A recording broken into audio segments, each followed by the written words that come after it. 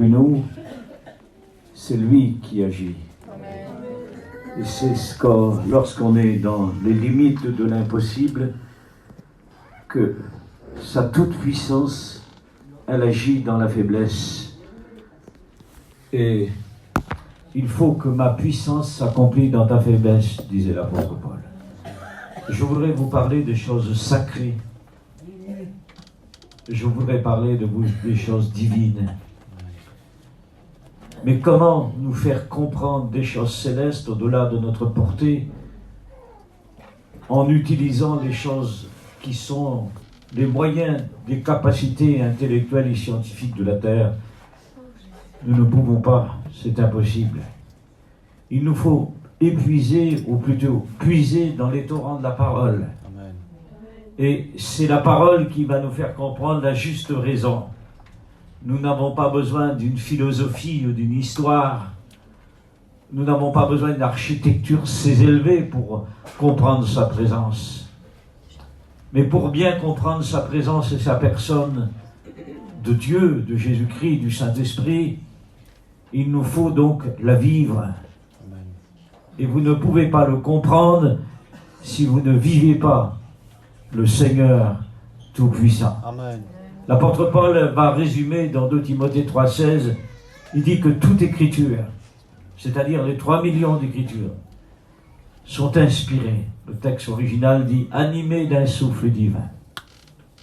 Ce qui veut dire que la parole est le livre supérieur, merveilleux, extraordinaire, qui ne sort pas de la main de l'homme d'aucune bibliothèque, mais c'est une parole inspirée, qu'il a choisi des hommes, et c'est poussé par l'esprit que des hommes ont parlé de la part de Dieu. Et toute écriture est utile pour enseigner, et pour reprendre, corriger, afin, la raison, que l'homme de Dieu soit accompli. Amen. Je voudrais plonger mes regards, mais on va prier le Seigneur avant. Amen. On va demander à un frère de prier le Seigneur. Vraiment, prie le Seigneur. Sois béni, sois glorifié, Seigneur. Amen. Ce matin, nous t'avons loué, nous t'avons glorifié. Et nous voulons continuer dans le même esprit, Seigneur, d'écouter ta parole. Tu as ton serviteur, Seigneur, qui va apporter le conseil, Seigneur, qui vient de toi. Rappelle-lui les mots dans son cœur. Amen. Bénis chacun de mes frères et mes sœurs dans l'église, Seigneur. Qu'on puisse repartir d'ici transformés, changés de ta part, dans le nom précieux de Jésus-Christ. Amen. Amen. Gloire à Dieu. Les Saintes Écritures, elles nous donnent l'éclat et la réalité de la présence divine, puisque je veux vous parler de la valeur de sa présence, Amen. De la richesse de la présence du Seigneur. Amen. Et nous allons lire les Lamentations de Jérémie au chapitre 2, le verset 19. Plusieurs versets parlent de la présence du Seigneur. Et voici ce qu'il dit. « Réponds ton cœur comme de l'eau. » Il n'a pas dit un ornement, il n'a pas dit un objet, il n'a pas dit un sujet tout particulier, il n'a pas dit des vêtements. Il a dit « Réponds ton cœur comme de l'eau en sa présence, lève ta main vers lui pour sauver la vie de tes enfants. »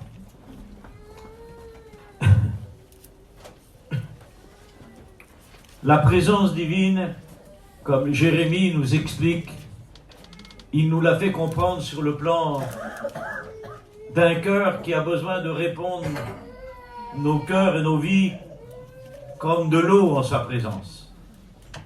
Mais la présence divine, elle n'est pas un tremblement, elle n'est pas gémir, puisqu'elle est divine, elle est surnaturelle. Elle n'est pas à la portée, à la limite des hommes. Elle n'est pas comme la position d'un roi, d'une royauté ou d'un ambassadeur. La présence divine, elle est de sa personne, c'est sa personne lui-même. Et ce matin, nous ne sommes pas en présence d'un homme, bien que la présence de tous les chrétiens sont importants de l'Église de Jésus-Christ, le psaume 133, où il est écrit, bien sûr, « Oh, qu'il est doux, oh, qu'il est bon pour des frères de demeurer ensemble. C'est comme l'huile qui coule sur la barbe et qui descend sur les vêtements. Nous avons le symbole prophétique du Christ, dont il est la tête de l'Église, dont les vêtements sont l'Église de Jésus-Christ. Nous avons toute une illustration prophétique. Mais je voudrais vous dire que l'huile veut couler sur nous. Amen. Elle pourra descendre si elle a coulé sur la tête de ton mari, dans les profondeurs de ton foyer. Et ce matin, nous avons besoin d'être un véritable modèle, mais sa présence n'est pas un tremblement. Elle n'est pas un frisson, sa présence. Elle n'est pas illustrée à la comparaison de la moralité, à l'expression naturelle de l'homme. Non, on ne peut pas la produire. Elle est incréable, puisqu'elle fait partie de Dieu. Bien sûr qu'il y a Jésus-Christ. Bien sûr qu'il y a le Saint-Esprit dans toute sa divinité. Mais n'oublions pas que ce n'est pas un frisson. Nous n'avons pas besoin de chercher une ambiance ici. Nous ne cherchons pas de méthode. Nous avons la sainte doctrine. Nous avons besoin de sa présence. Nous n'avons pas besoin que nos corps tremblent. Bien sûr qu'on pleure en sa présence. Bien sûr qu'on répond nos cœurs, comme dit Jérémie, comme de l'eau en sa présence. Où là des pleurs, dit Jérémie, sont comme des torrents en abondance. C'est le prophète des lamentations et qui pleure. C'est d'une circonstance particulière où Jérémie a pleuré. L'homme de compassion, l'homme qui compatit et qui prend part à la souffrance de Jérusalem, qui est détruit par l'ennemi Babylone. Et c'est alors que là, selon le contexte des rabbins, Jérémie aurait été sur un rocher lorsqu'il a pleuré et qu'il a vu bien sûr la destruction chez Jérusalem, alors que Jérusalem était une princesse. Elle était comme de l'or, elle était comme des colonnes, elle était belle. Elle était comme une colombe dont s'envole avec des ailes d'oiseau. Mais l'ennemi s'est emparé et ils les ont captivés, bien sûr, Jérusalem, ils l'ont détruit. Et Jérémie, il est sur le rocher et il pleure. Je voudrais te dire que peut-être que tu étais comme Jérusalem. Tu étais comme de l'or et du diamant. Tu étais riche aux yeux de Dieu parce que sa présence était sur toi. Mais l'ennemi s'est infiltré, a mis des embuscades de pierres, des embuscades avec des pierres de taille, et sont avancés comme des lions contre toi. Et aujourd'hui, tu ne sens pas sa présence. Parce qu'il y a des choses qui sont pénétrées en toi, et les choses étrangères, un corps étranger. Mais je voudrais te dire que Jérémie pleurait sur le rocher. Mais 604 ans plus tard, Jérémie, c'est plus Jérémie qui pleure. Jérémie est mort 604 ans avant, mais 604 ans après, il n'est plus là. C'est sur le même rocher que Jésus a pleuré. C'est sur le rocher de Golgotha, avec des grands cris et larmes. Je voudrais te dire que ces larmes vont se mélanger à toi. Et je voudrais te dire que son sang veut te purifier. Et que c'est lui qui a purifié. Parce que si Jérémie a compassion sur Jérusalem, je voudrais vous dire que c'est local. Et c'est sur Israël, c'est sur un État. C'est la partie de Dieu. Mais je voudrais vous dire, c'est le peuple choisi, élu. Mais quand Jésus pleure, c'est sur l'humanité. Alors il n'y a plus de race, il n'y a plus de barrière, il n'y a plus de couleur, il n'y a plus de tribu, il n'y a plus de tendance. Les barrières sont renversées. La loi avait des limites. Mais la grâce, elle va au-delà des limites. Elle va chercher celui qui est abattu. Elle va chercher celui qui est fatigué, qui a des blessures et qui n'en peut plus et qui a des combats si vastes. Et c'est lorsque nous avons des combats en tremblement que sa présence, elle vient sur nous. Il n'est pas étonnant, bien sûr, que nous ne cherchons pas des frissons. Nous n'avons que le résultat de la tendance et des frissons. Quand vous écoutez un cantique avec un piano et qu'il y a la composition du piano, c'est une composition des hommes, mes amis. Mais le cantique, il est glorieux. Vous comprenez que sa présence n'est pas une composition de piano qui vient de Michel Legrand, l'un des plus grands du monde, dans le piano des compositeurs. Je voudrais vous dire, il vaut mieux entendre sa présence que d'être un artiste en la présence d'un artiste. Je voudrais vous dire que le Seigneur ne cherche pas des artistes, qui sont artistiques pour diriger son troupeau. Il cherche des hommes qui sont brisés pour mettre sa présence. Nous ne voulons pas de frissons, nous voulons son onction. Son onction, elle est particulière. Vous n'êtes pas là pour remplir une chaise, hein? Vous n'êtes pas là pour faire beau, figurer au pasteur, ou les pasteurs, comme vous voulez. Vous êtes là parce que vous l'aimez. Je ne sais pas quel est le besoin derrière, peut-être derrière des corps, à l'intérieur des corps et des cœurs. Je ne suis pas le docteur, moi. Je suis un petit crayon entre ses mains. Et le Seigneur n'est pas venu pour juger, il est venu pour rétablir. Mais il y a ceux qui sont là, peut-être, et qui sont une forme religieuse. Je ne sais pas à qui vous se convertissez. Vous se convertissez à Vie Lumière, à une mission, à qui? À Christ. Comment est votre cœur? Quel est le choix de votre cœur? Et quelle est la tendance? Et quelle est la consécration? Mais qu'êtes-vous? Qu'est-ce que vous êtes venu chercher ce matin? Quel est le sens de votre rôle et le culte que vous lui avez apporté et l'adoration? Comment est votre cœur? Comment est votre vie? Est-ce que vous êtes... Il n'y a pas de tribunal ni de procès. Nous avons qu'à s'examiner, dit l'apôtre, à soi-même, que chacun s'examine. N'essayons pas de regarder l'autre, de juger l'autre, de relever le défi de l'autre, ou de méditer. N'essayez pas de pointer du doigt. Éprouvons-nous, examinons-nous. Si nous ne sommes pas examinés, et si nous ne sommes pas en sa présence, nous n'aurons pas de vision. Notre jugement sera faussé, il n'y aura aucun résultat. Sommes-nous un sujet ou un monument? Sommes-nous une pierre qui est morte, ou sommes-nous un fragment de rocher? Est-ce que nous sommes dans cette onction particulière? Est-ce que nos armes sont imprégnées d'huile? Et sommes-nous en accord à cette onction? Oui. Est-ce que notre caractère est brisé? Si notre caractère est brisé, alors nous sommes en accord avec sa présence. Ce qui veut dire que si nous sommes colériques, eh bien la colère, mes amis, se mélange pas à l'onction. Il n'y a pas d'onction. Oui, vous aurez la colère, mais vous n'aurez pas l'onction. Vous n'aurez pas son approbation. Mais c'est lorsque vous êtes brisé, comme Jésus qui a été brisé, que vous aurez sa présence. Cette colombe qui est derrière moi, elle n'est qu'une image qui nous attire pour nous donner la beauté de son éclat et la couleur qu'elle illustre, de cette clarté, de cette beauté. Elle démontre l'image de ce que nous devons être, mais c'est qu'une image, mes amis. Et c'est que de la couleur. C'est en vous que cette colombe elle doit demeurer. Amen. Mais vous n'aurez pas la colombe si vous n'avez pas l'agneau brisé en vous. Vous n'aurez pas, c'est quand le fruit est brisé, sous le pressoir de Jérusalem, que l'olivier est brisé, que l'onction, elle coule.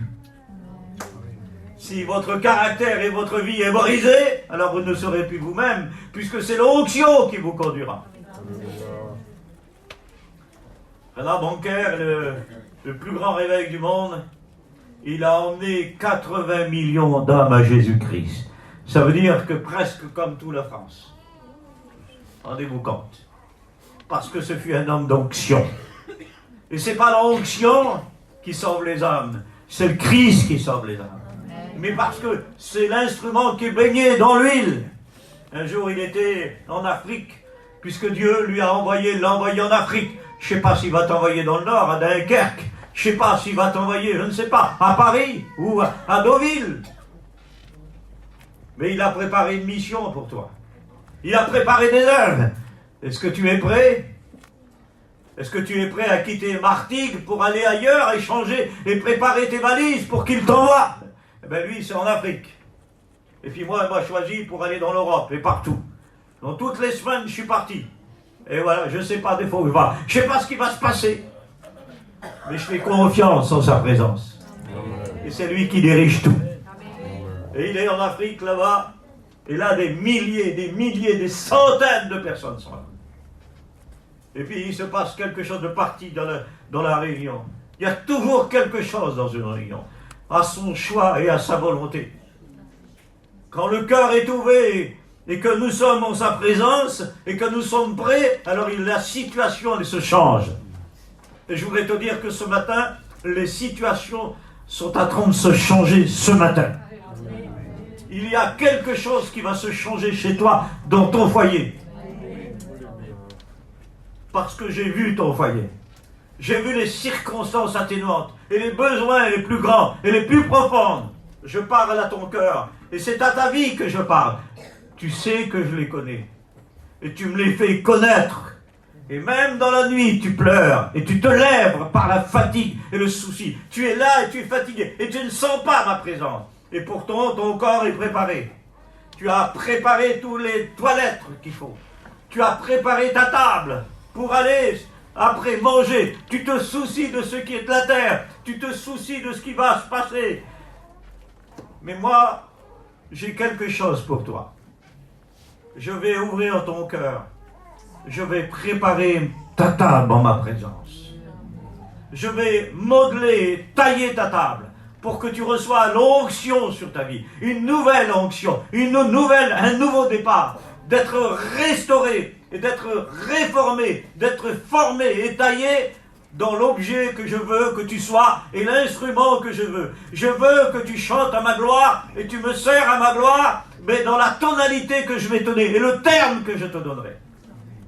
C'est le Seigneur qui parle. À lui toute la gloire. Amen. Il y a des entr'actes spirituels. Je me laisse employer dans la direction de Dieu. Et c'est poussé par l'Esprit. Peut-être que certains n'ont pas compris. Mais certains ont compris ce que le Seigneur a dit par ma bouche. C'était pas prévu, j'étais saisi par l'Esprit. C'est comme ça que Dieu parle. Alors que cet évangéliste, le grand missionnaire, était sur l'estrade. 4 grands sorciers sont venus de l'Afrique, les plus grands sorciers. Ils sont arrivés parmi ils se sont baignés, ils se sont mélangés, ils se sont mis dans la foule. Et personne ne les voyait, deux là-bas et deux devant. Puis ils ont dit, quand Banker il va prendre la parole, on va invoquer les esprits. Il faut qu'il tombe. Il tombera sur l'estrade. On va l'humilier, on va l'abaisser, on va le casser, on va le briser. Je voudrais vous dire qu'en sa présence, le plus grand des sorciers ne tient pas. Je voudrais vous dire que le diable, en sa présence, en la présence divine, c'est un commis, le diable.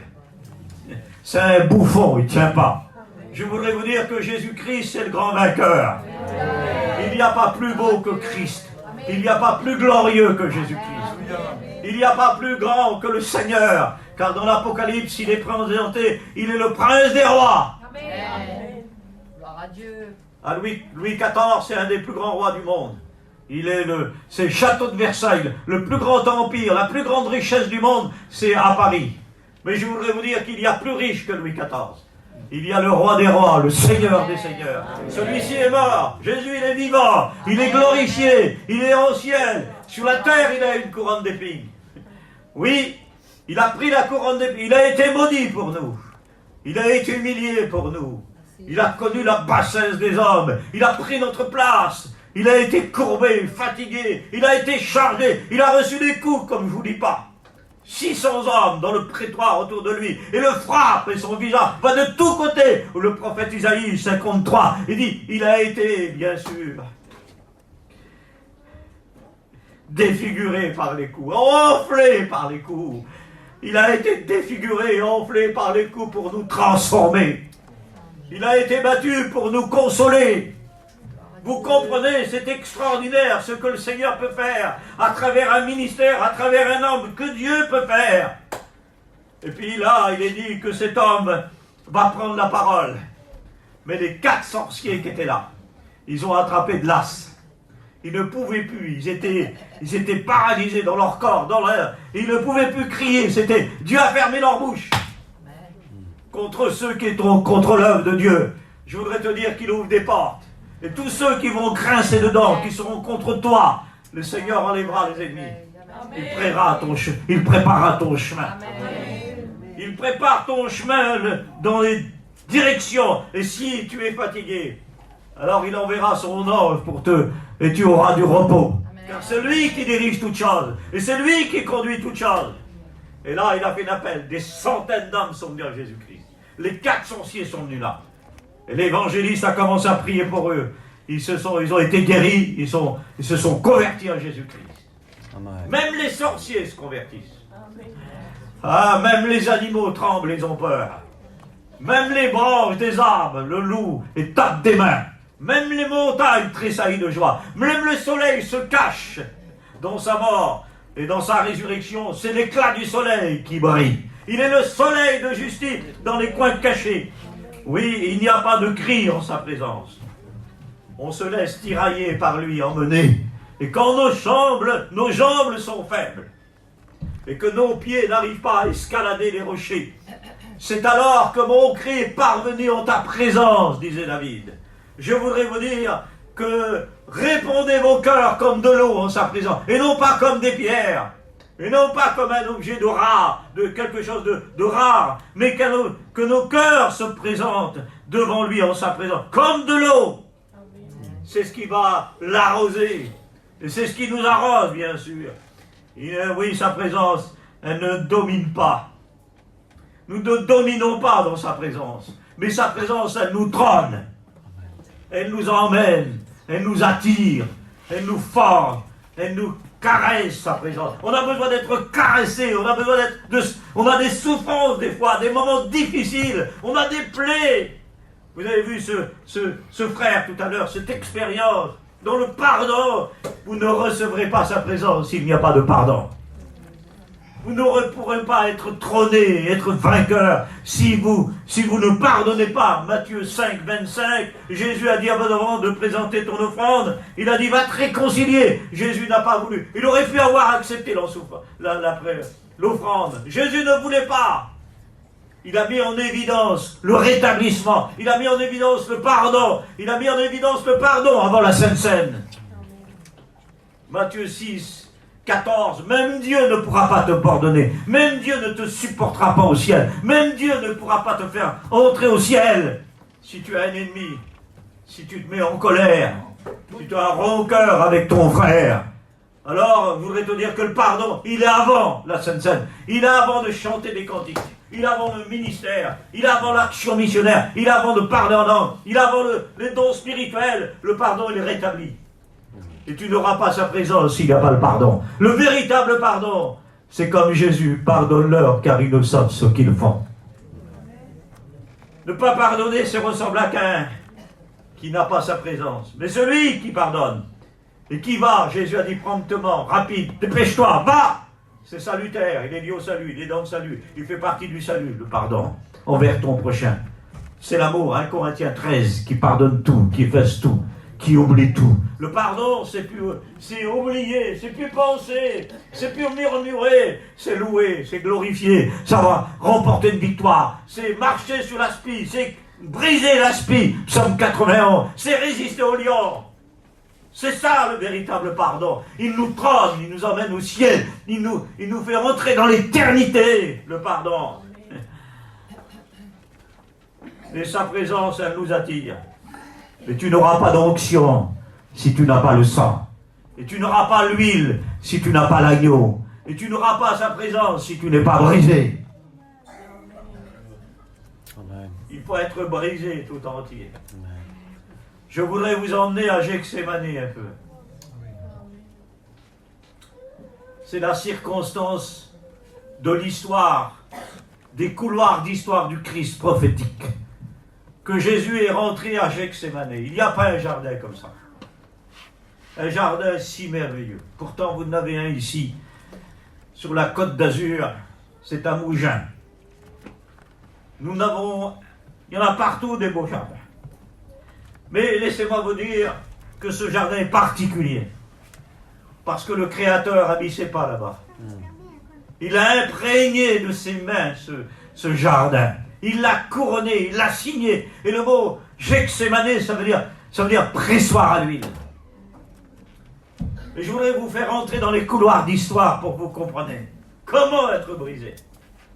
Et dans les couloirs d'histoire, il faut savoir qu'il y a un pressoir là-bas.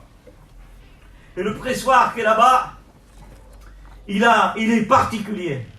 Parce qu'il est fait pour la culture. Ce sont des arbres d'olivier qui sont les plus vieux du monde. Ils ont 2000 ans. Et laissez-moi vous dire que l'olivier, il est particulier. Si vous saurez la richesse. Parce que l'olivier, c'est un arbre prophétique. Il y en a 4, mais celui-ci, c'est le Messie qui sera oint. Alors que le figuier, c'est le Messie qui vient pour Israël. Vous comprenez? Alors que la vigne, c'est l'église de Jésus-Christ. Alors que l'amandier, c'est la résurrection. C'est le premier arbre qui fleurit en Israël. C'est Jésus, le premier de la résurrection. Mais je voudrais vous emmener, vous tirer, vous transporter par la parole et vous emmener là-bas pour que vous puissiez comprendre que comment l'onction elle agit, comment l'huile elle agit, comment ça se fait. Et bien voilà, le pressoir, il a 4 étages. Et lorsqu'on met les olives dedans, alors on tourne. C'est un pressoir, on presse tout doucement. Et le premier pressoir, alors on presse le fruit, mais tout doucement. Et comment l'huile, elle commence à couler tout doucement.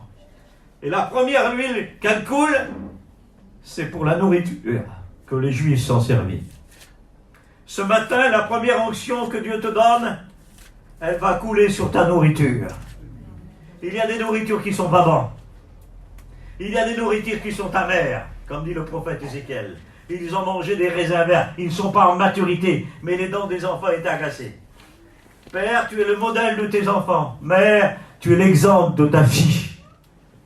C'est de la manière que tu vas vivre avec ton mari que ta fille va prendre ton modèle. Si tu t'agresses contre ton mari, alors ta fille n'aura pas le caractère de l'agneau. Mais si tu n'es pas soumise à ton mari, alors ta fille, elle reviendra à ce que tu es toi. Et tu reproduiras ce que tu es toi. Si tu es une tourterelle, tu reproduiras la tourterelle. Mais si tu es une colombe, tu produiras la colombe. Tout dépend, Marie, ce que tu es. Si tu as le caractère évolué et dominant, ton fils prendra ton exemple. Si tu as tendance par l'alcool, alors n'oublie pas que ton fils aussi. Un voleur produit un voleur, mes amis. Ben oui. Et un boulanger fait du pain. Un pasteur fait des disciples. Et si tu as l'onction, tu reproduiras l'onction sur tes enfants. Et si tu es une femme sage, alors tu bâtiras ta maison. C'est ce qui est logique qu'un chrétien qui est de nouveau et qui marche dans une vie de sanctification. La deuxième étage, lorsqu'on presse le fruit, alors il va un peu plus loin. La première huile, c'est pour la nourriture. Quand tu vas méditer la parole, l'onction, elle tombera sur tes yeux et sur ta langue, sur ton esprit, pour que tu comprennes la parole. La Bible, elle devient belle lorsqu'on est spirituel. Lorsqu'on est charnel et qu'on s'en fait une affaire d'affaires et commerciale ou action ou monde évangélique d'un monde de commerce, tu ne comprendras pas la vie et tu ne comprendras pas la parole. La vie d'onction, c'est pas commander Dieu, c'est se soumettre à lui. C'est pas lui dire tu feras, c'est se soumettre au Seigneur. La deuxième partie, lorsqu'on presse l'huile, la première c'est la nourriture, la deuxième c'est pourquoi alors? C'est quelque chose de particulier. C'est pour le vêtement. Ah oui. Puis la troisième, il y a encore des onctions qui est particulier que le Seigneur nous donne. C'est pour le temple. Le temple qu'il y avait à Jérusalem, c'était une onction qui était particulière. C'est ce que le Seigneur est en train de nous dire ce matin. Je voudrais te dire que l'onction, elle est pour ta nourriture. Mais aussi pour ton vêtement de sacrificateur, de ministère. Mais pour le temple aussi. C'était une huile aussi pour le temple. Il y a ces onctions qui sont toutes particulières, dont le Seigneur, il dit, il m'a oint. Et David, il dit ceci, il m'a oint d'une huile la meilleure, et il me donne la force du buffle. Il faut savoir que le buffle en Afrique, lorsqu'il veut combattre en terre étrangère, il doit engraisser son corps. Et David nous donne l'illustration. Lorsque les cornes du buffle sont oints, alors c'est impressionnant. Il a marqué son territoire, mais il peut sortir de son territoire. Et le buffle, lorsqu'il est imprégné de cette huile, alors il peut aller en terre étrangère. Il y a l'image de le Lagonda, le serpent le plus grand du monde. Il fait environ 15 mètres. Il y a un jeune homme qui a été, malheureusement, en Afrique, dans le désert. il s'est endormi. Et ce grand serpent, il a commencé à s'entourer autour de son corps et à broyer ses os. Il a cassé ses jambes, ses côtes, et il l'a envalé. Je voudrais vous dire à tous ceux qui n'ont pas le Christ, à tous ceux qui veulent vivre une vie d'apparence, à tous ceux qui ne sont pas nés de Dieu, le malin, il les touche. Mais tous ceux qui sont nés de Dieu, le malin ne le touche pas. Je voudrais vous dire, ce qui permet au buffle que le Lagonda, on a vu en image en Afrique, tout à coup le Lagonda s'est jeté, s'est passé à la télévision, il s'est jeté sur lui, il s'est entouré sur lui, il s'est imprégné sur lui, et il s'est laissé faire. Mais ce qui permet au serpent de ne pas l'étouffer, c'est l'huile qui est autour de son corps. Alors il a rentré son ventre, il s'est laissé faire.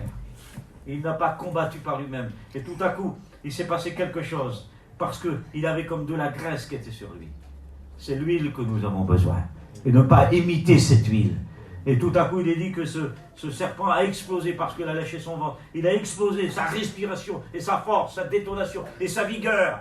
Je voudrais vous dire que l'onction qui est en vous, elle est toute particulière. Mais ce n'est pas l'onction qui fait la victoire. C'est le Christ qui fait la victoire. Amen.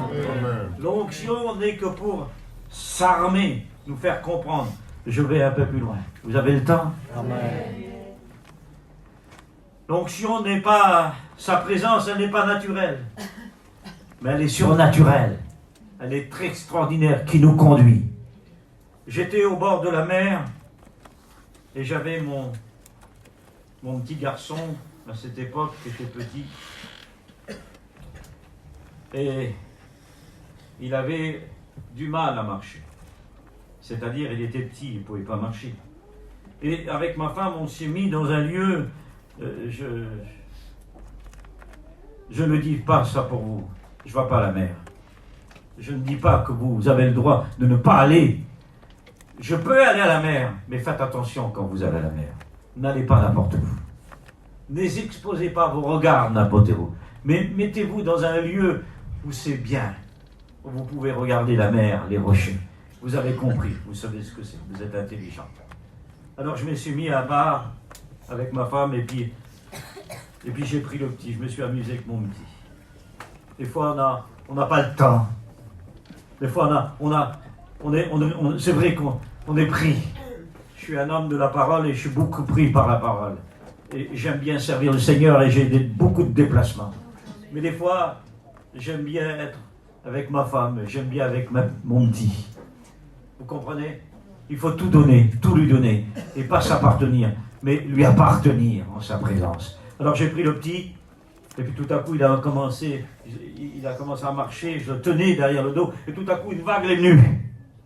Elle est venue si fort, et je l'ai pris, et j'ai surpassé la vague. Et puis le Seigneur me disait en sa présence, il dit, quand les vagues sont venues contre toi, quand les vagues vont venir, ils vont te bousculer, quand les vagues vont venir fort, les vagues salées qui vont venir contre toi, je te porterai.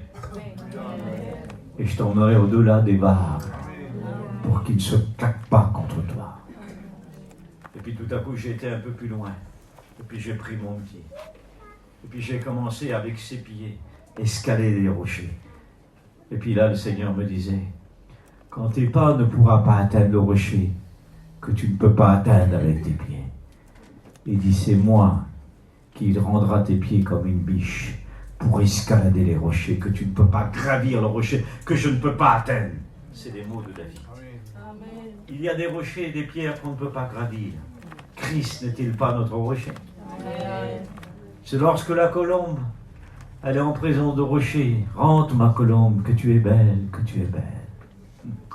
C'est l'Église. Rentre ma colombe. Rentre dans les coins escarpés du rocher. Rentre. Pourquoi elle doit rentrer? Eh bien, je vais vous le dire. Parce qu'en temps de guerre, lorsque la colombe, elle a un ennemi, le plus grand ennemi de la colombe, c'est l'aigle. C'est l'aigle royal. Il marche à 380 à l'heure. C'est l'oiseau le plus rapide du monde. J'ai étudié sa nature, son caractère, ses carapaces, sa façon de faire. Il descend à 250 à l'heure lorsqu'il voit une colombe, sa proie. Mais laissez-moi vous dire, quand la colombe, à peine rentrée, ses plumes blanches dans le rocher, et lui descend. Il croit l'attaquer. Mais la défense, le bouclier de la colombe, c'est le rocher. Et lui, il se brise sur le rocher. Il y a 2000 ans, le rocher que vous voyez, qui est ténébreux, qu'il est rapide comme l'éclair, il s'est brisé sur le rocher à Golgotha. Et que du Christ est sortie cette belle colombe, est sortie de son côté, et qu'à la Pentecôte il l'a établie. Nous sommes la colombe. Mais il faut que ce matin, que chacun de nous rentre dans des coins escarpés. Il faut butoir. C'est le rocher qu'on doit voir. Et c'est quand tu seras dans le rocher que tu seras plus belle. C'est quand tu seras à l'intérieur du rocher que tu deviendras la colombe. C'est au cœur du rocher que tu deviendras cette colombe. Ma colombe, je t'ai choisie. C'était un matin. Je préparais mes valises. Prépare tes valises. Il y a une épée plus grande qui t'attend. Il y a un service plus grand qui t'attend. Il y a une porte qui va s'ouvrir, qui t'attend. Un chemin qui t'attend. Tu seras conduit, tu seras dirigé. Et c'était le matin, je préparais ma valise. Et puis je prenais l'avion, je partais. Puis ma petite fille, elle s'appelle Turquoise. Aujourd'hui, c'est une mère. Mais elle était toute petite à cette époque. Elle ne pouvait pas le faire, c'est impossible. C'est impossible, elle était dirigée par Dieu. C'est de la vérité des enfants qui sort. C'est de la bouche des enfants que sort la vérité. Ils se servent des enfants. Ils sont semblables au royaume des cieux.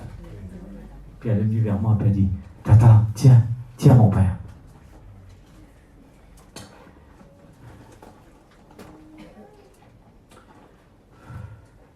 Que c'est bon. Je veux me rappeler des paroles de Dieu qui sont des sources de bénédiction. À lui la gloire. Je vais vous dire ça, mais à lui la gloire. Pensez pas à moi, à lui la gloire. C'était marqué. Ma colombe, reprends ton vol. Je t'ai chargé d'un message. Reprends ton vol. Il y avait dans mon paletot le billet de l'avion. Je prends souvent le TGV. Le billet de l'avion. Reprends ton vol. Je demandais au Seigneur qui me parlait ce matin. Reprends ton vol. Je t'ai chargé d'un message. Je voudrais te dire que ce matin, il te dit, reprends ton vol. Je vais te donner des couleurs. Reprends ton vol. Je te garderai. Je te protégerai. Je te donnerai ce que tu as besoin. Je sais que ton cœur est soucieux. Je sais que tu es fatigué.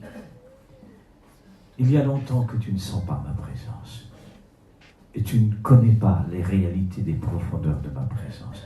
Tu ne t'es pas épanoui, tes pas se sont ralentis. Tu as fait abstraction, obstacle en ma présence. Tu n'es pas prêt encore. Je voudrais te dépouiller. Je voudrais enlever tout ce qui pourrait te faire du mal. Il y a des blessures qui sont si profondes que tu ne peux pas peser avec une balance les profondeurs de ce que tu as dans ton cœur. Il y a une épine qui est à l'intérieur de toi. Il y a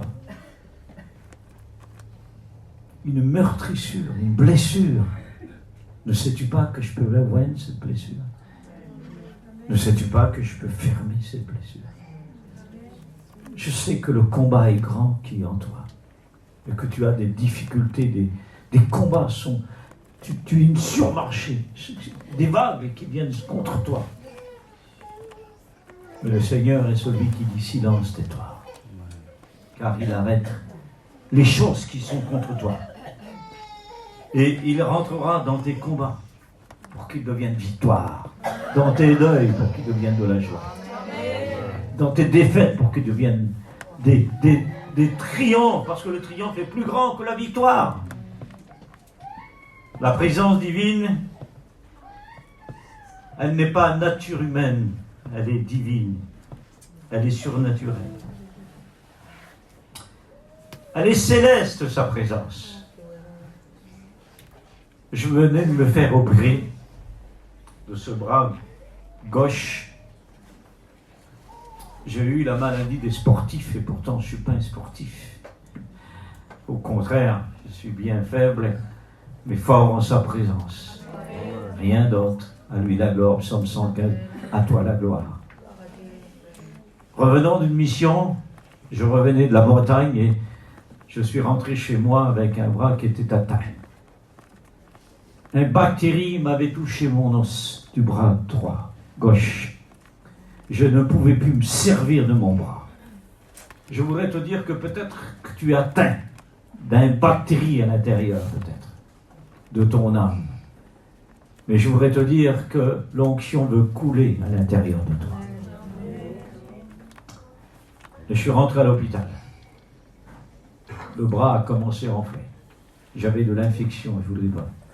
J'ai passé un mois dans la souffrance. Les nuits devenaient des jours. Et je pleurais, je gémissais comme un enfant. Je chantais et je ne sais pas chanter. Je priais. J'avais du mal à lire ma Bible alors que c'est toute ma vie la parole. J'ai passé des heures dans la lecture, des nuits dans la lecture. Mon ancien, c'était Payan. Je suis de l'école de Payan. Un fondateur de la mission, un monument dans la doctrine, un géant. J'ai enseigné avec lui pendant 10 années à l'école biblique. Ce fut un père, comme Paul qui a marqué Timothée, comme le Cossack qui a marqué la mission. Si vous êtes là, mes amis, il y a un père qui a été choisi. C'est le Cossack qui a emmené toutes les tribus de notre mission. Mais Jésus-Christ reste notre sauveur. Et là, il s'est passé quelque chose, je ne pouvais plus partir en mission. C'était la plus grande souffrance pour moi. La plus grande souffrance. Ça aurait été le plus grand plaisir de rester. Non, j'étais l'homme le plus malheureux au monde. Parce que je voyais passer les trains, les avions. Je voulais partir parce qu'il y avait des âmes qui m'attendaient, des églises, de ceux qui souffrent. Et puis j'ai été opéré. Et j'ai été mal opéré. Et on n'a pas pu coudre la deuxième partie de la peau. Alors, j'ai été dans les plus grands hôpitaux d'Europe que nous avons chez nous à Paris, Pompidou. Et puis d'autres hôpitaux, les plus grands professeurs. Ils n'ont pas pu. Ils ont dit, monsieur, on ne peut pas coudre, c'est impossible. Cette peau-là et celle-ci, on ne peut pas la prendre. Celle-ci, on ne peut pas la prendre. On ne peut pas la mettre là, c'est impossible. Alors j'ai dit, en moi, j'ai un docteur. Vous êtes professionnel, mais moi, j'ai un généraliste. Et le soir, au mois d'octobre, j'ai prié le Seigneur. Et j'ai dit, Seigneur, maintenant, parce que je repartais en mission, mais avec des pansements, c'était difficile. La maladie ne m'a pas arrêté. Que rien ne t'arrête en sa présence. Chante en sa présence. Sers en sa présence. Quand tu fais quelque chose, fais-le en sa présence. Je marche en sa présence, disait David. Il te donnera tout ce que tu as besoin en sa présence. Le lendemain matin, je me suis réveillé. Dans la nuit, le généraliste divin avait fermé la peau. Il y a des blessures qu'on ne peut pas fermer, ça. Mais ce matin, il va fermer tes blessures. Amen. Il est le seul qui peut fermer tes blessures. À lui la gloire. J'ai encore un peu de temps. Amen. Tellement bon.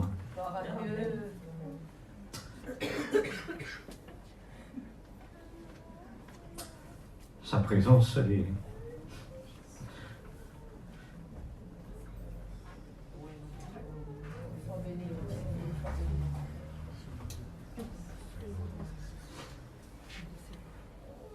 Comment vous comparez sa présence à la plus belle étape du monde?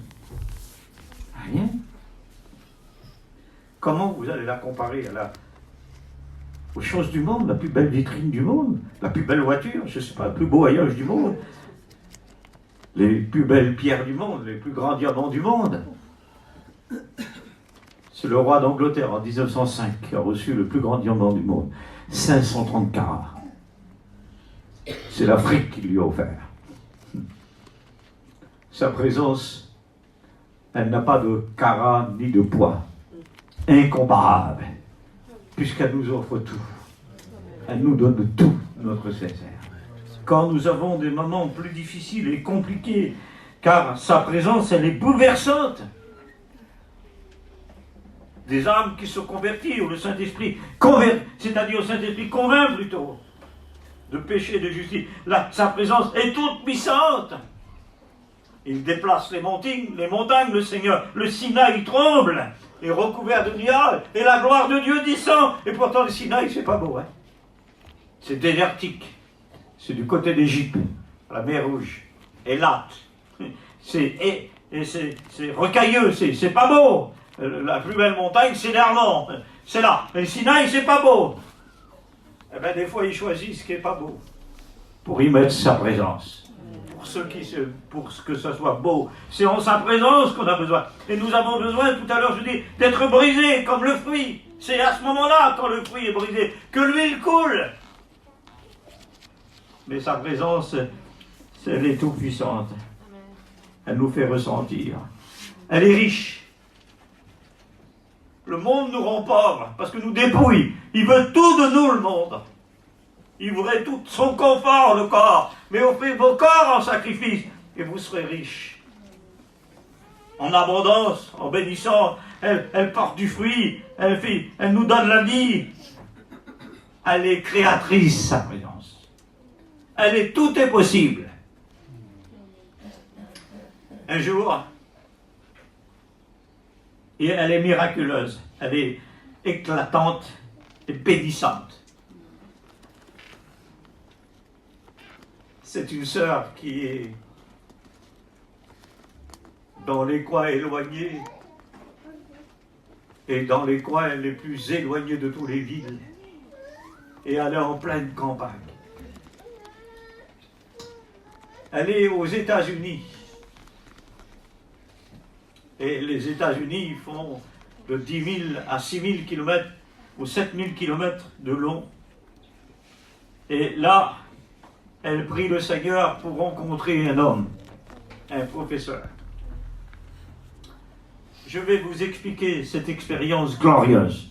Amen. Ce que le Seigneur peut faire à Martigues, mais ce qu'il peut faire à l'extrémité de l'Afrique. Et que rien n'est impossible en sa présence. Et cette sœur attend de prier. Elle a sa petite fille qui est atteinte de la maladie. Et ça fait des mois et des années qu'elle prie, des jours. Elle prie. Elle prie pour rencontrer, c'est bizarre, pour rencontrer le plus grand professeur du monde. C'est le professeur Colbert, qui est juif à Manhattan et qui a des mains d'or. C'est lui qui a communiqué toutes les lois médicales à tous les Européens, les Italiens, les Espagnols, les Allemands, à tout le monde, à toute l'Europe. Les 29 nations de l'Europe. Et là, le jour, Dieu fait déplacer cet homme. Il lui fait faire un détour. Il aurait pu prendre l'avion, mais il lui fait faire un détour. Il vaut mieux le détour de Dieu que le raccourci des hommes. Vous allez voir ce que Dieu fait avec un homme. Il prend les hommes de tête et les hommes intelligents et de sagesse. Il prend le roi, il l'emmène au désert, dit l'Écriture. Il lui défait sa ceinture et il change la circonstance de son jugement. Il change la folie en sagesse. Il change l'intelligence qui est souillée, mais il la change en pureté. Et il change la haine en amour. Et vous allez voir comment il change les choses et les situations. Parce que cette réunion ce matin, elle va changer les choses. Sa parole, elle va remuer les cœurs. Et là, il monte dans l'avion. Et il a son avion privé, cet homme-là.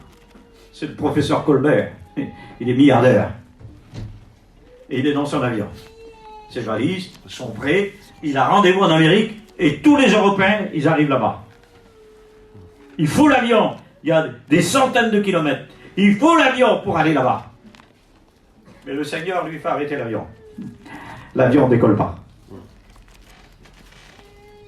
Qu'est-ce qu'il a fait à l'armée d'Égypte? Il a défait les boulons des roues, des chars. Dieu a-t-il des clés?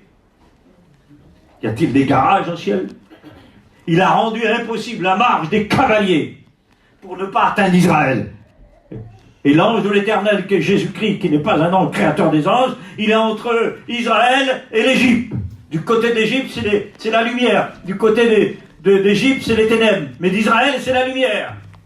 Il est notre arbitre. Et là, il lui fait obstacle à l'ennemi. Mais n'oublie pas qu'il a une direction particulière pour cet homme-là. Il est dans l'avion et l'avion ne décolle pas. Il est touché dans son orgueil, dans sa position de riche et de professeur.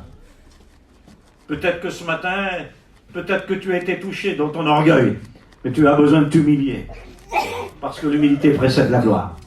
Et puis cet homme-là, il fait quelque chose, il descend de l'avion, et il prend sa grosse berline, sa grosse voiture. Et il passe une ville, il passe 2 villes, il passe 3 villes, et lorsqu'il est au milieu du désert, dans la ville, en pleine campagne, Dieu attend le moment. En plein moment, quand Dieu il a décidé quelque chose, et qui conduit quelque chose, et qui dirige le plus grand du monde, et qui conduit le plus petit du monde, là, il fait arrêter l'auto. Juste l'auto, elle s'arrête. Elle tombe en panne, juste en face de la maison.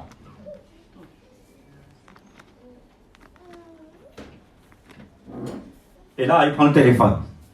Et quand il prend le téléphone, si le téléphone il marche, le plan de Dieu est échoué. Mais est-ce que Dieu va échouer? Est-ce que son plan va se dérouler? Est-ce que sa présence n'est-il pas grande? Et tout est possible et miraculeuse? Le téléphone ne marche pas. L'avion, l'auto, le téléphone, tout s'arrête. Il a tous les moyens, toutes les capacités. Le monsieur, il est au niveau. Rendez-vous compte, il est dans le progrès au plus grand niveau. C'est un Américain. Il est au sommet, il est riche, il a toutes les possibilités. Mais rien. Et la porte s'ouvre. Il ouvre la porte. C'est pas à côté, c'est pas là-bas, c'est en face. J'ai ouvert une porte pour toi, que personne ne pourra fermer, mais je l'ai ouvert. Et puis tout à coup, il va devant la petite maison. Et il commence à frapper. Et comme il frappe, ça y est, la porte s'ouvre. Je voudrais te dire que ce matin, la porte, elle s'est ouverte pour toi. Elle s'est ouverte, c'est une porte de grâce pour toi. Parce que ton mari va se convertir. Parce que ta prière est montée vers Dieu. Parce que ton fils va revenir au Seigneur. Parce que tu es malade et ce matin tu vas être guéri. La porte s'ouvre. Une femme de 40 à 45 ans. Elle est devant la porte. Bonjour messieurs. Bonjour madame. J'ai ma voiture qui est en panne. Je peux entrer? Mais je vous en prie, entrez. Je peux téléphoner? Vous pouvez téléphoner. Quand vous allez finir, je vais vous faire un thé, un café. Il a fini, il revient, il s'assit, il se met en face. Et elle a son petit enfant qui est dans ses bras. C'est un cerveau, monsieur. Ah oui, il a de la psychologie. Si c'était malade, un pasteur, il doit avoir le discernement. Il doit visiter, il doit regarder, il doit s'arrêter. Il doit s'arrêter vers le pauvre, vers le riche. Il ne doit pas choisir. Il doit s'abaisser vers ceux qui sont fatigués. Il doit examiner à travers la porte. Il doit avoir la vision de cette onction. Vous comprenez? Et puis il regarde. Il dit, votre enfant est malade? Et elle commence à pleurer. Et elle dit, oui, mon enfant est atteint de la maladie. Mais elle dit, voilà, il y a un seul homme qui peut le guérir, qui peut l'opérer. C'est le professeur Colbert, mais il est à Manhattan, à New York. Mais ses honoraires sont trop chers. Je ne peux pas me déplacer. Il y a trop de kilomètres, trop loin. Je ne peux pas y aller. Et je n'ai pas les possibilités. Et l'homme, il dit, je suis le professeur Colbert. Alors moi, je vais guérir votre enfant. Et tout à coup. Vous savez pourquoi le Seigneur a fait déplacer cet homme? Parce qu'il a exaucé la prière de la femme. Oui, mais c'est Jésus qui guérit, à tout lui toute la gloire. Vous comprenez? Demain, vous faites opérer, ben c'est le docteur qui vous a opéré. Vous avez compris? Ah oui, mais la guérison divine n'a pas besoin d'opération. Ah, c'est lui qui opère. Au mieux que le docteur, il opère, il a vu la maladie, puis il dit, je ne sais plus, il ne peut rien faire. Alors il referme. Oui, mais après la deuxième radio, il n'y a plus rien du tout. Alors, la gloire revient à Dieu. Mais vous savez pourquoi? Ben, je vais vous le dire. Le Saint-Esprit l'a convaincu de péché, de justice et de jugement. Et il a dit, mais j'arrive pas à comprendre, une femme de telle foi, comment ça se fait? Et tout à coup, le Saint-Esprit l'a convaincu. Et il a dit, ça y est, j'ai compris. Il a dit, Jésus va guérir mon âme. Et il a accepté Jésus-Christ comme son sauveur. Il s'est converti à Jésus. Gloire à Dieu. On va terminer un petit peu encore. On termine. Pour avoir sa présence et rentrer en sa présence, il faut être né de nouveau. Ça, sur le point doctrinal. Vous n'aurez pas sa présence si vous n'êtes pas né de nouveau. C'est impossible. Être né de nouveau, c'est anticiper le ciel. C'est entrer dans l'éternité. C'est une nouvelle vie. C'est un bain de purification. Ah oui, c'est une nouvelle créature. C'est d'être enseveli de Christ en sa mort et sa résurrection. La nouvelle naissance, elle nous fait entrer dans l'Église universelle. C'est d'être membre de Jésus-Christ. C'est d'être frère du Christ. Dieu notre Père, le Saint-Esprit le Consolateur. C'est lorsqu'on est né de nouveau, on devient le temple du Saint-Esprit. Dans le monde, il y a l'atelier de Satan. Mais nous sommes nés de nouveau. Nous sommes le temple du Saint-Esprit. Notre corps devient le temple du Saint-Esprit. N'oublions pas, un cœur pur, une vie intègre, avoir un caractère brisé, mettre sa vie sur l'autel des holocaustes. L'amour doit régner en nous, effacer tout jugement en nous et toute calomnie en nous. C'est là, avoir une vie humble, demeurer fidèle, obéir aux ordres de Dieu, se soumettre au plan de Dieu et à la volonté de Dieu, et s'envelopper dans sa présence, et être agréable à Dieu. Je conclue. Fleur et larmes. Je ne veux pas user de votre passion, bien que vous aimez la parole. Le rôle de sa présence. Elle nous explique l'inexplicable. Elle nous ouvre les yeux. Elle nous fait comprendre comme Géasi, qui ne voyait pas l'armée. Il lui ouvre les yeux. Nos yeux ont besoin de s'ouvrir, c'est en sa présence. Elle a le rôle de nous conduire dans le plan divin de Dieu.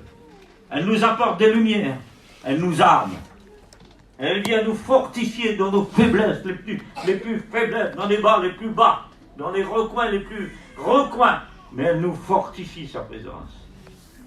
Elle nous remplit de courage lorsqu'on est découragé et que nous n'arrivons pas à atteindre le but et que nous sommes peut-être amassés par des choses de la vie et nous sommes attaqués peut-être dans des circonstances, des doutes, je ne sais quoi, de l'inquiétude. C'est sa présence qui nous enveloppe et qui nous transporte. Elle nous remplit de courage. Reprends courage, relève-toi. Il vit ses frères, il reprit courage. Et David reprit courage. Lors de l'attaque de l'ennemi qui est venu dans le village et qui a tout cassé, qui a pris ses femmes et les vieillards et les enfants et le butin de l'Éternel. Et David reprit courage. Et les hommes de 200 reprit et se mirent au torrent pour boire. Viens au torrent de la parole, rebois, reprends courage. Oui, d'être armé. Elle nous pousse toujours en avant. Jamais à côté, jamais dans la solitude, jamais à côté de ses frères, jamais derrière ses frères, dans le sens de s'éloigner, dans la solitude et dans être solitaire, non, de demeurer ensemble. C'est là que Dieu envoie la bénédiction.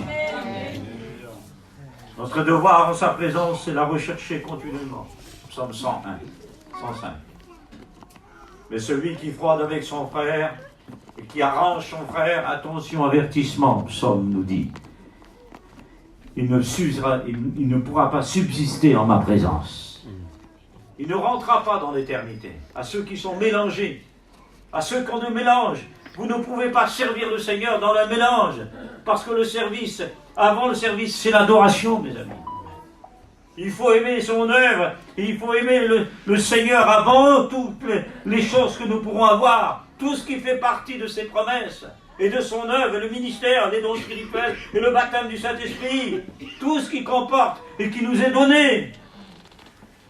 C'est lui qui compte avant tout. Tu m'adoreras et tu me serviras. Amen. On ne mélangera pas cette huile. Tu ne pourras pas servir de maître à la fois. Tu ne mettras pas plusieurs couleurs sur toi. Les cœurs purs demeurent en sa présence. Marchez en sa présence. C'est pas n'importe qui marche en sa présence. C'est ceux qui sont ses enfants. Se tenir en sa présence. Se fortifier en sa présence. Et faire silence en sa présence. On prie le Seigneur ensemble.